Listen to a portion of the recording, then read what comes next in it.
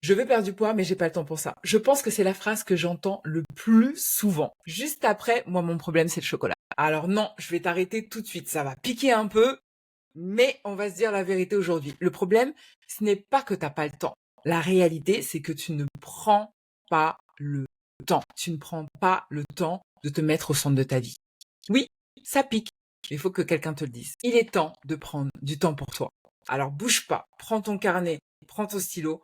Aujourd'hui, je vais te partager mes meilleurs conseils pour passer d'une femme débordée, qui n'a pas le temps de se concentrer sur sa perte de poids, à une femme qui gère sa vie et son poids comme une bosse. Bienvenue dans cette nouvelle capsule.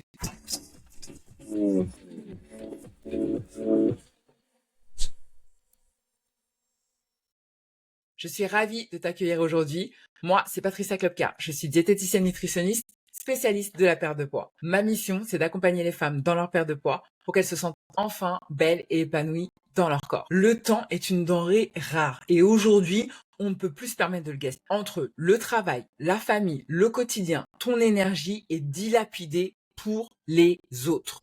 Résultat, il te reste plus rien pour toi. Plus rien pour ton objectif, plus rien pour ta perte de poids. On t'a toujours appris à être disponible pour les autres, à faire passer tes besoins en dernier, à les minimiser. Et parfois même, sans même t'en rendre compte, tu finis par les oublier. Balayé par un « oh, c'est pas grave ». Oui, mais le problème, c'est qu'à force de te mettre de côté, tu prends du poids. Tu te sens mal dans ton corps et tu sombres petit à petit dans une fatalité qui, au fond de toi, ne te convient absolument pas. La vérité, c'est que tu aimerais sortir de l'eau. Tu veux retrouver ton énergie et surtout aujourd'hui, ce que tu veux, c'est exploiter ton plein potentiel. Tu es une femme mature qui sait ce qu'elle veut, mais ça se reflète pas forcément dans ton énergie, dans ton corps.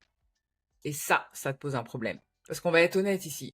T'as le syndrome de la bonne élève. J'ai le syndrome de la bonne élève. Tu veux bien faire, ne pas vexer, ne pas paraître égoïste, égocentrique. On t'a éduqué à ne pas prendre trop de place, mais de tout porter, même à bout de bras. Alors comment faire pour aimer à nouveau son corps, retrouver son énergie et la motivation pour ta transformation? Tout d'abord, on va sortir du perfectionnisme. Ça, c'est la base. Ensuite, on va redéfinir les règles. Allez, je vais donner 5 clés que tu vas pouvoir mettre en place pour sortir de cette situation de femme débordée. La première clé, ça va être d'arrêter de vouloir tout faire parfaitement. Quand on est une femme débordée, le perfectionnisme, c'est ton pire ennemi. Manger parfaitement, faire parfaitement tes séances de sport, tout doit être parfait, contrôlé, maîtrisé. Sauf que ça, c'est une illusion. C'est une illusion dans laquelle tu es enfermé et qui littéralement te prend la tête. Fais simple, avec constance et accepte l'imperfection. D'ailleurs, j'ai un petit dicton. Mon dicton, il dit « fait vaut plus que parfait ». Tu peux me le piquer, je te le prête. La deuxième clé, ça va être de manger pour avoir de l'énergie et non pas pour survivre. Je vois trop de femmes qui sautent les repas, qui mangent vite ou qui grignotent le reste des repas des enfants parce qu'elles ne prennent pas le temps de se poser pour manger.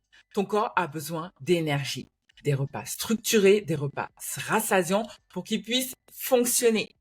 Donc, prends le temps de recharger tes batteries. La troisième clé, ça va être de bouger intelligemment. Tu n'as pas besoin de faire 5 séances de sport 2 heures par jour pour que ta perte de poids soit efficace. 10, 15, 20, 30 minutes, 2 à 3 fois par semaine, peu importe. Ce qui va compter, ça va être la régularité et la constance. Je ne cesserai jamais de te le dire. Mise sur des micro-routines répétées, à la maison, à la salle de sport, en extérieur, peu importe le lieu.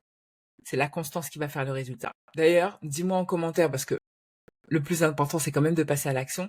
Quelle activité sportive simple tu peux mettre en place dès maintenant, dès ce soir, pour réussir ta perte de poids? Dis-le-moi en commentaire. La quatrième clé, c'est d'intégrer ton objectif de perte de poids dans ton quotidien. La méthode doit s'adapter dans ton quotidien et pas l'inverse. Alors, oublie les régimes farfelus où tu vas faire 15 repas différents pour toi et pour toute la famille. Non, on va aller sur quelque chose de très simple. Un seul et même repas pour toute la famille et chacun va adapter en fonction de ses objectifs. Mise sur une organisation simple. Le drive, la liste de courses, le planning de repas, simple. Et crée des routines faciles que tu vas pouvoir répéter facilement et qui vont avoir un vrai impact dans ton organisation au quotidien. La clé numéro 5, et je crois que c'est une des plus importantes, arrête de te mettre en dernier.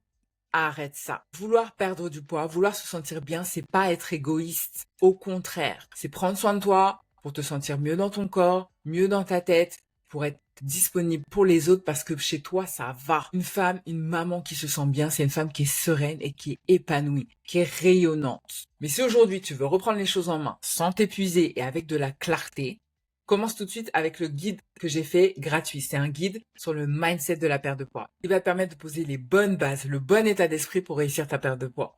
Il est gratuit et je te mets le lien directement en description. Dans tous les cas, si cette vidéo t'a plu, je compte sur toi pour la liker comme d'habitude, t'abonner à la chaîne si c'est toujours pas fait et on se retrouve très vite pour une prochaine vidéo. Bisous, bye.